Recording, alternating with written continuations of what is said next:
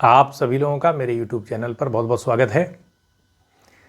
अहंकार के बारे में आपके सामने कुछ विचार रखने का एक छोटा सा प्रयास है।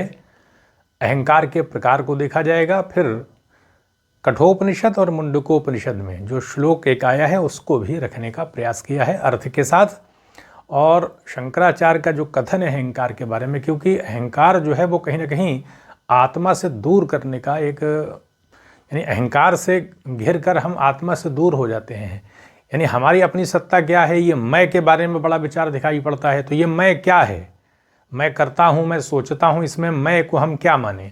तो हमें समझना पड़ेगा अहंकार को। फिर जब अहंकार के प्रकार को भी देख लेंगे, अहंकार के स्वरूप से परिचित हो जाएंगे, तभी हम कोई प्रयास कर सकते हैं उस आत्मा तक पहुँचने का।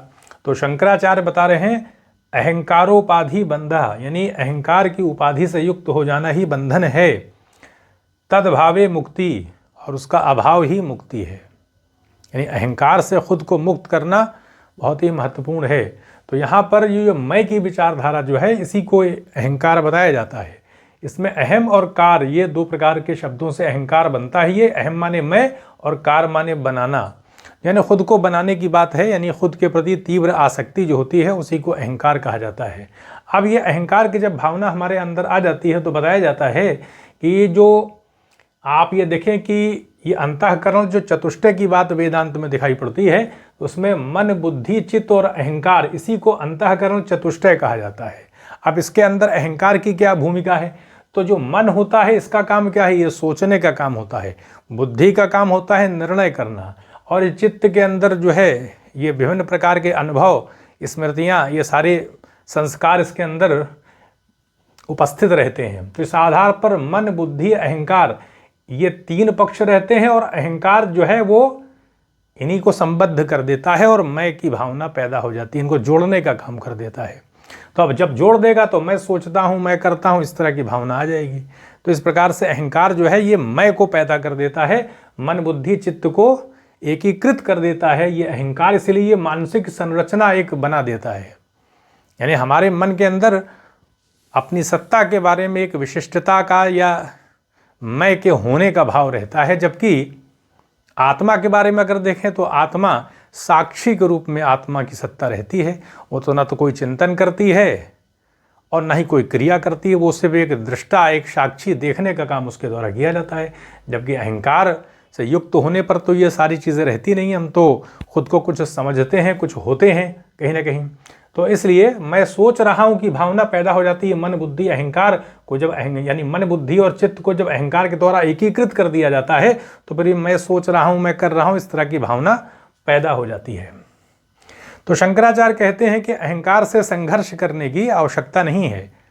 यानी इसको समाप्त करने की आवश्यकता नहीं, कि वो ऐसे हम समाप्त नहीं कर सकते, बल्कि करना क्या होगा वो बता रहे हैं कि अहंकार को देखना चाहिए, उसको पहचानना चाहिए और फिर साक्षी बनो, यानी दृष्टा बन जाए। अहंकार को हम देखें कि जैसे मैं सोच रहा हूं तो ये सोचने वाला कौन है?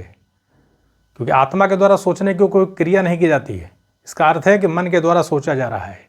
यानी अपने अंदर ये विचार पैदा करना कि ये मन है कौन, यानी मैं है कौन ये।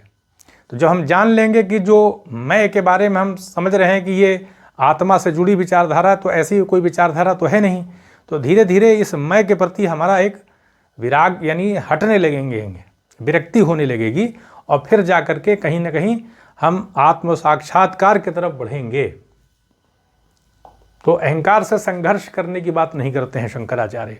फिर बता रहे हैं कि अहंकार के तीन प्रकार बताते हैं। एक स्थूल अहंकार है, ये शरीर और नाम से खुद को जोड़ लेना और अपने को किसी धर्म, किसी जाति, संप्रदाय से संबद्ध कर लेना, ये अहंकार स्थूल अहंकार कहलाता है। तो इसमें शरीर और नाम, हमको ध्यान, हम भाई हर इंसान का अपना एक, मनुष्य का अपना एक इंसान का नाम होता है, तो अपने को जोड़ लेते हैं नाम से और धर्म, संप्रदाय, जाति से भी। तो स्थूल अहंकार, इसमें सूक्ष्म अहंकार आ जाता है। इसमें विचार, भावना और ज्ञान रहता है। ये हम अपने को कहीं कहीं ज्ञानी मानते हैं, और ये विभिन्न प्रकार के विचार और जितनी भावनाएं हैं ये सब सूक्ष्म अहंकार के अंतर्गत आ जाती हैं। और कारण अहंकार में देखें तो ये बहुत ही ज़्यादा सूक्ष्म हो जाता है, क्योंकि गहरी नींद और समाधि में भी ये उपस्थित रहता है। तो इस प्रकार से अगर हम इस तीनों प्रकार के अहंकार से मुक्त हो जाते हैं तो शंकराचार्य बताते हैं कि फिर हम निर्मल साक्षी बन जाते हैं, एकदम शुद्ध साक्षी भाव आ जाता है, जिसमें किसी प्रकार का चिंतन नहीं है। क्योंकि अगर हम स्थूल अहंकार देखें तो यहाँ भी तो चिंतन है, शरीर और नाम से खुद को जोड़ने का प्रयास कर रहे हैं। और इस सूक्ष्म अहंकार में विचार, भावना और ये ज्ञान, ये सब भी कहीं ना कहीं क्रिया और सोचने चिंतन करने से जुड़ा हुआ मामला है। और जबकि आत्मा जो है वो वहाँ पे कोई क्रिया नहीं होती, वहाँ पर सिर्फ एक दृष्टा भाव, साक्षी भाव रहता है।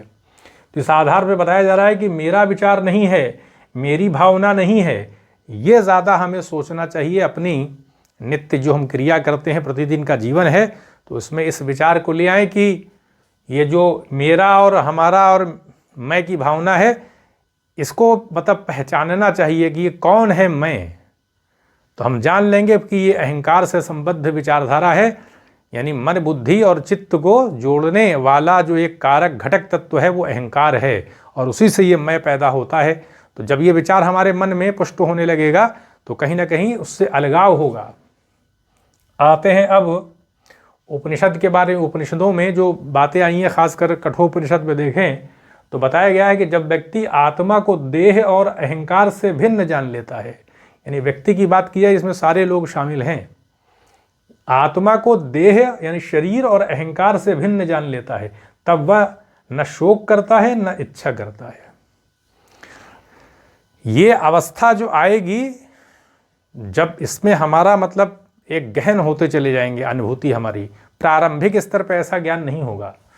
तो इसलिए एक फाइनल डिसीजन, मतलब अंतिम निष्कर्ष निर्णय की अवस्था में तो फिर न तो शोक करेगा और न ही इच्छा करेगा। लेकिन इस शोक न करना, न शोक करता है और न इच्छा करता है, ये प्रारंभिक स्तर पर, अनुभूति के स्तर में ये चीज़ परिपक्व नहीं हो पाएगी। ये मजबूत होने में इसमें समय लगेगा।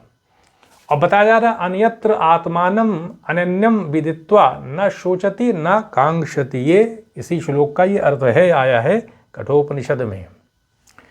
फिर मुंडकोपनिषद में भी आ रहा है, इसको भी देखते हैं। बताया जा रहा है परीक्ष लोकान कर्मोचितान ब्राह्मणो निर्वेद मायात। निर्वेद यानी वैराग्य आ जाता है जब ज्ञानी व्यक्ति कर्म और अहंकार से उत्पन्न सीमाओं को देख लेता है। कर्म और अहंकार से जो पैदा होने वाली सीमाएं होती हैं उसको देख लेता है, तब वह आत्मज्ञान की ओर मुड़ता है। परीक्ष लोकान यानी परीक्षण कर लेता है, सब जांच परख ले लेता है। जब वो लोकान यानी पूरे संसार को देख लेता है, वो समझ लेता है, सारे विचारों को जान लेता है। कर्म चितान, कर्म के माध्यम से जो कुछ भी अर्जित किया जाता है। ब्राह्मणों यानी विद्वान, निर्वेदम निर्वेदम आयात यानी निर्वेद की अवस्था, वैराग्य की अवस्था आने लगती है, आ जाती है, प्रकट हो जाती है व्यक्ति के मन के अंदर, व्यक्तित्व में उसका प्रकटीकरण हो जाता है। तो ये चीज़ अहंकार के बारे में बताई जा रही है। तो ये तो चिंतन से जुड़ा हुआ है पक्ष। अगर इस पर हम एक दृष्टिपात करके इसको अपनी अनुभूति में उतारें तो लाभ हो सकता है। अन्यथा हमको रोग के बारे में भी पता है और औषधि भी हमारे पास रखी हुई है, उससे भी हम परिचित हैं, लेकिन औषधि हम ले ही नहीं रहे हैं, तो फिर रोग तो जाएगा नहीं। तो इसलिए ज्ञान तो चरित्र में उतारने से उसका कोई लाभ होता है, जान लेने से बस इतना पता चलता है कि हाँ ये चीज़ है, लेकिन उसका प्रभाव नहीं आ पाता है। तो ज्ञान और ज्ञान का प्रभाव ये दोनों अलग चीज़ होती है। ज्ञान का प्रभाव सीधे कर्म से जुड़ जाता है और कर्म निरंतरता की डिमांड करता है। ये भावनाओं के आधार पर विचलित हो जाने का मामला नहीं रहता है कि एक अचानक एक आवेग हुआ और फिर धर्म में लग गए और फिर उस कुछ समय के बाद फिर वो विचार यानी भाव ठंडा होने लगा और फिर हमने त्याग दिया। तो इसलिए ये इतना सरल नहीं होता है। ये दृढ़ता जब साक्षात्कार हम हो जाता है, जब वस्तु स्थिति से परिचित हो जाते हैं, एकदम दृढ़ता आ जाती है, जिसे कहते हैं कि पक्का यकीन हो जाना किसी चीज़ का, तब हम फिर लगातार कर्म करके फिर उस अवस्था को प्राप्त हो जाते हैं। तो इसलिए ये कर्मगत पूरा सब मामला रहता है। ज्ञान से हमें पता तो चल जाता है कि हाँ ये बात है, लेकिन उसका प्रभाव लाने के लिए कर्म से संबद्ध होना पड़ेगा। तो यहीं पर अनुमति दें, चैनल को सब्सक्राइब भी करें, शेयर भी करें। आप सभी लोगों का बहुत बहुत धन्यवाद।